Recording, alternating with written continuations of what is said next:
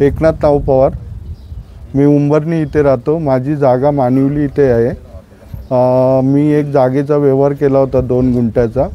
तो मानिवली यांचा जावई असता कारणाने तो काही कालांतराने तो एक्सपायर झाला। एक्सपायर झाल्याच्या नंतर मग त्याची फॅमिली माझ्याकडे आली। त्यांनी 2,11,000 रुपये मला दिले होते। मी ते 2,11,000 रुपये त्यांना रिटर्न केले। पण निलेश पंडित शेलार यांनी काल मला 3:30 ते 4च्या दरम्यान अडवून तू त्यांचा व्यवहार कंप्लीट कर, नाहीतर मी तुला मारून टाकीन, हे करेन। त्यांना 50,000 रुपये, मला 50,000 रुपये दे अशी खंडणीची मागणी करायला लागला।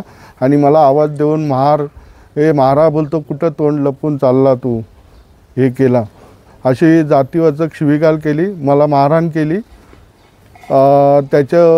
तो BJPचा कार्यकर्ता आहे। बोलतो माझ्यावरती BJPच्या नेत्यांचा वर्द हस्त आहे, हे करून माझा कोणी वाकडा करू शकत नाही, असं त्यांनी धमकी दिली।